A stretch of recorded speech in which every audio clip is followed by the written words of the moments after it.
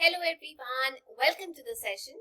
आज की क्लास में हम पढ़ने जा रहे हैं पंजाब स्कूल एजुकेशन बोर्ड की 9वीं क्लास की हिंदी की किताब और उसमें उसका 15वां पार्ट जो कि है एक अंतहीन चक्रव्यूह। आज की क्लास में पहले हम इस पार्ट का जो सार है वो अच्छे से समझेंगे, फिर डिटेल में इसके इम्पोर्टेंट क्वेश्चन आंसर्स के बारे में चर्चा करेंगे। तो चलिए शुरू करते हैं सार के साथ। एक अंतहीन चक्रव्यूह निबंध डॉक्टर यतीश अग्रवाल द्वारा ये रचित है। इसमें लेखक ने वर्तमान युग में युवाओं में फैल रही नशे की भयंकर समस्या तथा घातक परिणामों का वर्णन किया है। उन्होंने बताया है कि आज युवा किस तरह नशे के जाल में पड़कर अपना जीवन अंधकार बना रहे हैं। वैसे तो नशा मानव जीवन के साथ ही शुरू हो गया था। इंसान ने पेड़ पौधों से प्राप्त नशीले पदार्थों का सेवन शुरू किया था। नशे का इतिहास बहुत पुराना है। 3000 वर्ष ईसा पूर्व इसके प्रयोग के उल्लेख मिलते हैं, किंतु 19वीं सदी में नशा युवाओं तक फैलने लगा। युवा जीवन की सच्चाइयों से मुंह मोड़ने के लिए नशे में खो जाते थे, किंतु वर्तमान समय में तो मजदूर, किसान, रिक्शा चालक, बेरोजगार आदि सभी वर्ग इसका शिकार बन रहे हैं। ये लोग अपने गम को भुलाने, आनंद उठाने तो कोई फैशन दिखाने के चक्कर में नशे के नरक में धंसता जा रहा है। शुरू में तो युवा अपने किसी दोस्त या साथी के कहने पर नशे की शुरुआत करते हैं, किंतु धीरे धीरे वे इसके आदी बन जाते हैं। वे इसमें इतने डूब जाते हैं कि अपने जीवन को ही बर्बाद कर लेते हैं। इस समय कुछ गलतफहमी का शिकार हो जाते हैं। अवसाद, तनाव, असफलता, निराशा आदि मन को कमजोर बनाने वाली स्थितियां आदमी को नशे की तरफ धकेल देती हैं। धीरे धीरे मन का संतुलन खोता और आदमी नशे के एक अंतहीन चक्रव्यूह में फंस जाता है। नशा करने से आदमी के स्वास्थ्य पर बुरा प्रभाव पड़ता है। नशे से उसकी सोचने समझने की शक्ति क्षीण हो जाती है, कम हो जाती है, उसका स्वास्थ्य नष्ट हो जाता है। नशे के लगातार सेवन से आदमी की स्मरण शक्ति कमजोर हो जाती है, वह आलसी बन जाता है, उसका स्वभाव चिड़चिड़ा हो जाता है, कोई काम करने को मन नहीं करता, वह झूठ बोलने लगता है, वह शंका करने लगता है। इससे भूख मर जाती है, शरीर कमजोर हो जाता है, रोगों से लड़ने की क्षमता भी नष्ट हो जाती है, जिसके कारण शरीर में बहुत सारी बीमारियां जैसे तपेदिक, एड्स, दमा, खांसी, टीबी, हेपेटाइटिस बी, वातस्फीति आदि भयंकर बीमारियां हो जाती हैं। ये बीमारियां जानलेवा होती हैं। नशेड़ी आदमी इनसे छुटकारा नहीं पा सकता। नशा करने वाले आदमी का शरीर रोगी ही नहीं बनता, बल्कि उसका परिवार और समाज भी उसे दुत्कार देता है। उसे कोई प्यार नहीं करता, वह दुनिया में बिल्कुल अकेला रह जाता है। मित्र, सगे संबंधी छूट जाते हैं, आर्थिक समस्याएं बढ़ जाती है पैसे की। धीरे धीरे आदमी दलदल में फंसता जाता है। मादक पदार्थों के सेवन से मुक्ति पाना आसान नहीं होता। नशे से मुक्ति दिलाने में मनोरोग विशेषज्ञ विशेष मदद कर सकते हैं। डॉक्टर नशा मुक्ति के लिए वे अनेक चिकित्सा पद्धतियां प्रयोग में लाते हैं। दूसरे चरण में रोगी के मानसिक तथा सामाजिक पुनर्वास के लिए आवश्यक कदम भी उठाए जाते हैं। आज हमारे देश में अनेक सरकारी, गैर सरकारी संगठन, अस्पताल, पुलिस तथा स्वयंसेवी संस्थाएं नशा मुक्ति की सुविधाएं प्रदान कर रही हैं। सबसे अच्छा यही है कि आदमी इस चक्रव्यूह से स्वयं को बिल्कुल दूर रखे। हमें ऐसी संगत में बिल्कुल नहीं पड़ना चाहिए। युवाओं को नशे तथा नशा करने वालों से सदा दूर रहना चाहिए, क्योंकि इसमें पड़कर आदमी का जीवन नष्ट हो जाता है। तो ये था पाठ का सार। अब हम चर्चा करते हैं इस पाठ के अभ्यास के बारे में। निम्नलिखित प्रश्नों के उत्तर एक या दो पंक्तियों में दीजिए। पहला, नशे के चक्रव्यूह में फंसा आदमी क्या कुछ लुटा देता है? उत्तर, नशे के चक्रव्यूह में फंसा आदमी अपना तन मन धन सब कुछ लुटा देता है। दूसरा, व्यसन या ड्रग एडिक्शन किसे कहते हैं? उत्तर, जब आदमी का मन और शरीर दोनों नशे के गुलाम बन जाते हैं और वह नशे बिना नहीं रहता, उसे व्यसन या ड्रग एडिक्शन कहते हैं। नशे के अंतहीन चक्रव्यूह में कौन फंस जाता है? उत्तर, मन का संतुलन खोजता आदमी नशे के अंतहीन चक्रव्यूह में फंस जाता है। चौथा प्रश्न, कोकेन के सेवन से क्या नुकसान होता है? उत्तर, कोकेन के सेवन से त्वचा के नीचे असंख्य कीड़े रेंगने का आभास होता है। पांचवा प्रश्न, नशा करने से पारिवारिक व सामाजिक जीवन पर क्या असर पड़ता है? उत्तर, नशा करने से पारिवारिक व सामाजिक जीवन नष्ट हो जाता है, अपनों का प्यार और साथ खो जाता है, वे दुनिया में अकेला रह जाता है आदमी। छठवां प्रश्न, नशा करने से आर्थिक जीवन पर क्या असर पड़ता है? पैसे के मामले में नशा करने से आर्थिक समस्याएं दिनों दिन बढ़ती जाती हैं। सातवां प्रश्न, कौन कौन सी संस्थाएं नशा मुक्ति की सुविधाएं प्रदान कर रही हैं? उत्तर, सरकारी, गैर सरकारी, अस्पताल, पुलिस तथा स्वयंसेवी संस्थाएं नशा मुक्ति की सुविधाएं प्रदान कर रही हैं। दूसरा, निम्नलिखित प्रश्नों के उत्तर 3 या 4 पंक्तियों में दीजिए। पहला, नशे की भूल भुलैया में लोग क्यों फंस जाते हैं? उत्तर, नशे की भूल भुलैया में लोग इसलिए फंस जाते हैं ताकि वे अपने जीवन की सच्चाइयों से मुंह मोड़ सके। दूसरा, लेखक के अनुसार किस तरह के लोग नशे के शिकार होते हैं? उत्तर, लेखक के अनुसार कोई गम दूर करने, तो कोई शून्य से रिक्त जीवन में रस लाने के लिए, कोई उत्सुकता आवश्यक, तो कोई फैशनेबल दिखाने के लिए नशे के शिकार होते हैं। तीसरा, लोगों में नशे के बारे में किस तरह की गलतफहमी है? पाठ के आधार पर उत्तर दीजिए। उत्तर, लोगों में नशे के बारे में गलतफहमी है कि नशा कल्पनाशीलता और सृजनात्मकता बढ़ाता है। चौथा, नशा करने वाले व्यक्ति के स्वभाव में क्या परिवर्तन आ जाता है? उत्तर, नशा करने वाले व्यक्ति का स्वभाव चिड़चिड़ा हो जाता है, उसे झूठ बोलने की आदत पड़ जाती है, उस पर आलस छा जाता है, वह शंकालु बन जाता है। पांचवा, नशा करने से कौन कौन से भयंकर बीमारियां होती हैं?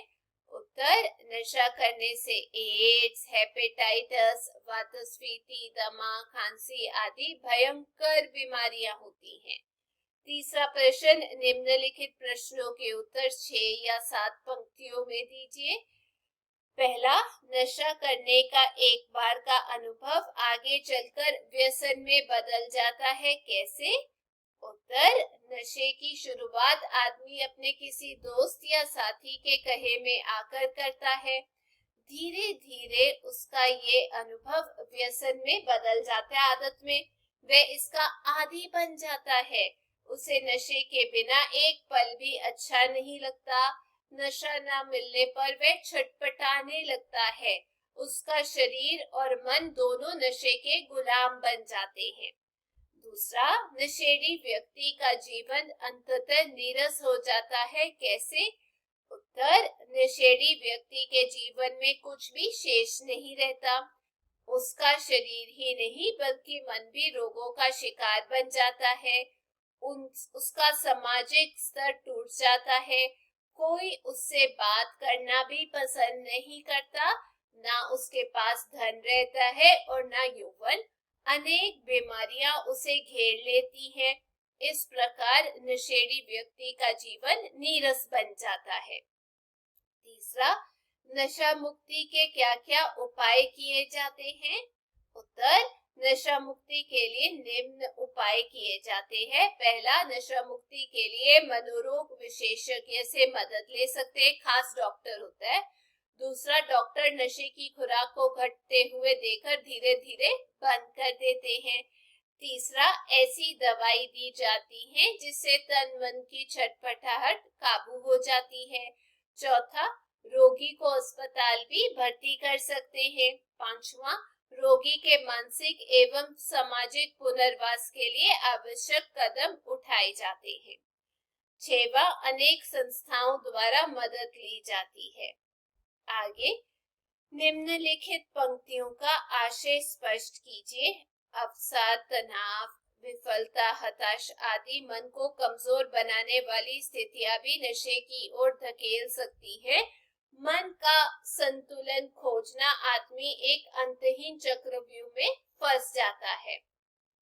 अब लेखक का कथन है कि यदि आदमी के जीवन में किसी प्रकार का दुख, तनाव, असफलता आदि हो तो वे भी उसके मन को कमजोर बना देती है, जिसके कारण आदमी नशे की ओर चला जाता है।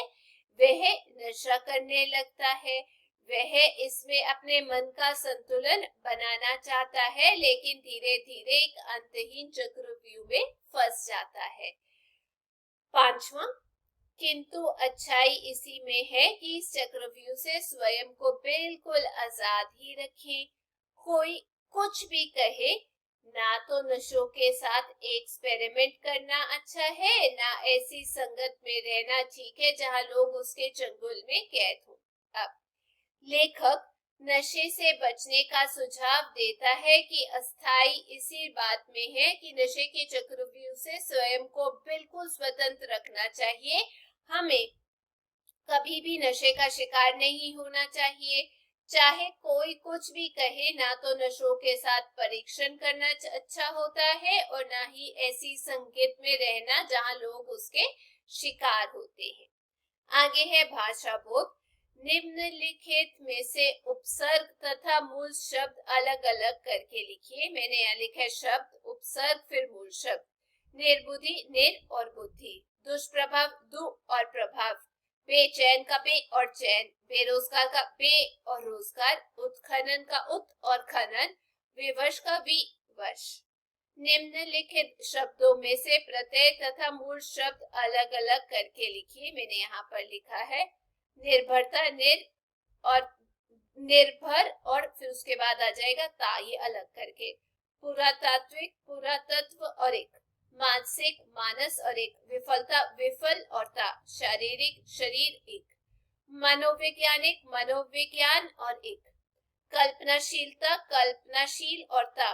चिकित्सा, चिकित्सा और इय। सृजनात्मकता, सृजनात्मक और ता। सरकारी का सरकार और ई। निम्नलिखित मुहावरों के अर्थ समझकर उनका वाक्यों में प्रयोग कीजिए। मुंह मोड़ना मतलब उपेक्षा करना, ध्यान न देना। विद्यार्थियों को आलस्य से सदा मुंह मोड़ना चाहिए। रग रग में फैलना, सब जगह फैलना। सांप का जहर किसान की रग रग में अब तक फैल चुका होगा। आगे घर करना, मन में कोई बात बैठ जाना। कवि को उसके पिता ने ऐसा समझाया कि ये बात उसके दिल में घर कर गई है। सुध न रहना, याद न रहना। परीक्षा निकट आते ही विद्यार्थियों को खाने पीने की भी सुध नहीं रहती। आगे गम गलत करना, दुख भूलने के लिए नशा करना। अरे मेहनत करो, गम गलत करने से कुछ नहीं होगा। नाता टूटना, संबंध खत्म हो जाना। वाक्य, संते और बनते का नाता टूट चुका है। आगे निम्नलिखित पंजाबी वाक्यों का हिंदी में अनुवाद कीजिए। पहला, हौली हौली खुराक दी मात्रा भी बढ़ती जाती है। धीरे धीरे खुराक की मात्रा भी बढ़ती जाती है। दूसरा, नशे दी शुरुआत आम तौर ते किसी दोस्त या साथी दे कहन विच आके हुंदी है। नशे की शुरुआत आम तौर पर किसी दोस्त या साथी के कहने में आकर होती है। तीसरा, नशेड़ी व्यक्ति दा किसी भी काम विच मन नहीं लगता। उत्तर, नशेड़ी व्यक्ति का किसी भी काम में मन नहीं लगता। चौथा, नशीले पदार्थों की लत तो मुक्ति पाना आसान नहीं होता। उत्तर, नशीले पदार्थों की आदत से मुक्ति पाना आसान नहीं होता। पंचवा, नशा तो सानू खुद नू हमेशा आजाद रखना चाहिए है। उत्तर, नशे से हमें स्वयं को सदा आजाद रखना चाहिए। आगे रचनात्मक प्रश्न है। पहला, घर में बड़ों को नशा करते देखकर भी कुछ किशोर और युवा गुमराह हो जाते हैं। क्या आप लेखक की इस उक्ति से सहमत हैं? यदि हाँ तो 4-5 वाक्यों में उत्तर दीजिए। हाँ, मैं लेखक की इस उक्ति से सहमत हूँ। जब किशोर और युवा अपने घर में बड़ों को नशा करते हुए देखते हैं तो वे भी गुमराह हो जाते हैं, क्योंकि बच्चे अपने बड़ों से ही सीखते हैं। बड़े ही बच्चों का आईना होते हैं। घर में बड़े जैसा व्यवहार और काम करते हैं, बच्चे वैसा ही करते चले जाते हैं। इसलिए घर में बड़ों को संयम में रहना चाहिए। दूसरा, यदि आपको कोई नशा करने के लिए उकसाए तो आप किस तरह उसे मना करेंगे? उत्तर, यदि कोई मुझे नशा करने के लिए उकसाएगा तो मैं उसे साफ शब्दों में मना कर दूंगा। उसके लाख प्रयास करने पर भी मैं उसे ना ही कहूंगा। मैं उसे समझाऊंगा कि नशा हमारे जीवन के लिए बहुत हानिकारक है। इससे धीरे धीरे हमारा शरीर कमजोर बनता है और एक दिन नष्ट हो जाता है। इसलिए तुझे भी नशा छोड़ देना चाहिए। यदि वह मेरा मित्र हुआ तो मैं उसे अपनी मित्रता भी सदा के लिए छोड़ दूंगा। आगे कुछ और प्रश्न दिए गए हैं। जैसे पहला, नशा उन्मूलन संबंधी प्रभावशाली नारे एक चार्ट पर लिखकर कक्षा की दीवार पर लगाइए।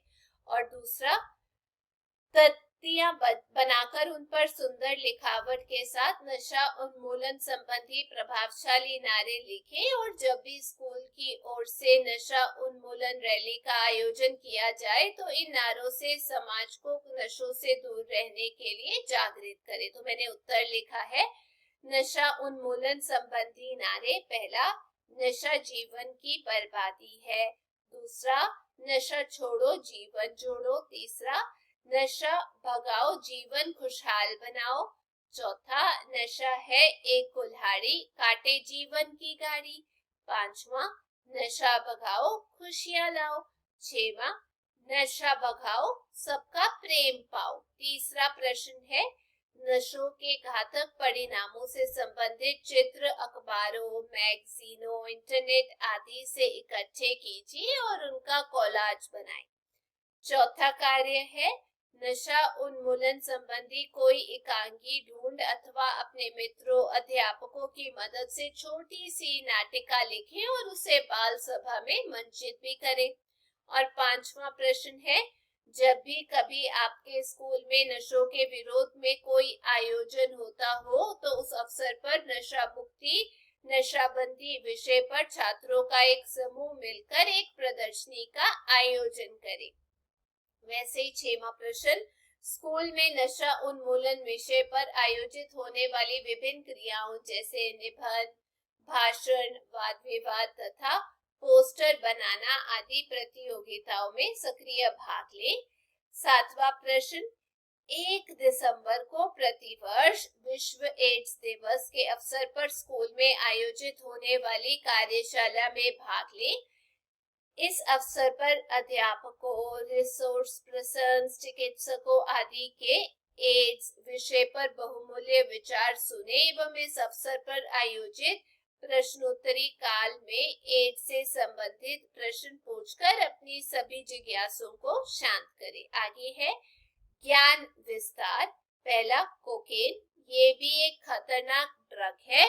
इसकी लत में दृष्टि भ्रम, मत भ्रम, क्रोधयुक्त उन्माद होने लगते हैं और पूरी तरह से मनुष्य का मानसिक और नैतिक पतन हो जाता है।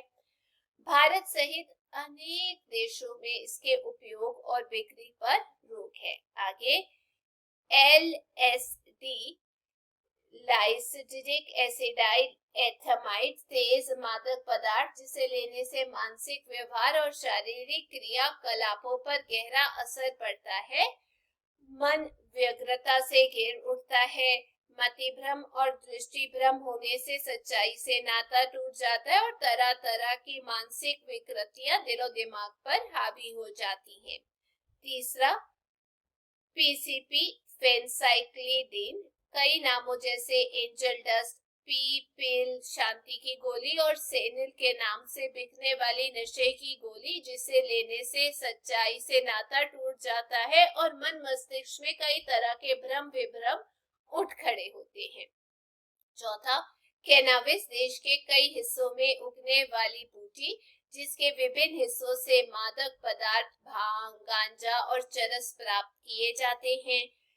इनका नशे करने से मतिभ्रम उत्पन्न होता है जिसके चलते छोटी सी चीजें बहुत बड़ी दिखने लग सकती हैं, कानों में आवाजें सुनाई देने लग सकती हैं और नशे की इस हालत में आदमी कई प्रकार से अपना बुरा कर सकता है। लंबे समय तक इसके सेवन से तन मन दोनों पर गंभीर दुष्परिणाम पड़ते हैं। पांचवा, एम्फेटामिन दवाई मस्तिष्क को उत्तेजित करने वाली शक्तिशाली दवाओं का एक खास वर्ग है। अक्सर इन दवाओं का दुरुपयोग एकाग्रता और मानसिक सतर्कता में वृद्धि लाने के लिए होता है।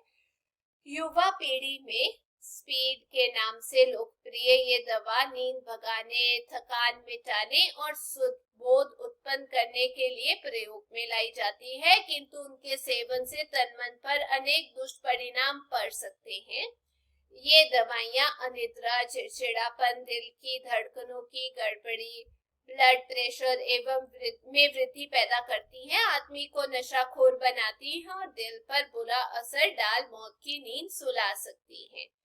छेवां, HIV ह्यूमन इम्यूनोडेफिशिएंसी वायरस, ये एक विषाणु है जिसके साथ एड्स फैलता है। HIV से एड्स ये अंग्रेजी के अक्षर AIDS से बना है, अर्थात एक वायरस इम्यून डेफिशिएंसी सिंड्रोम है।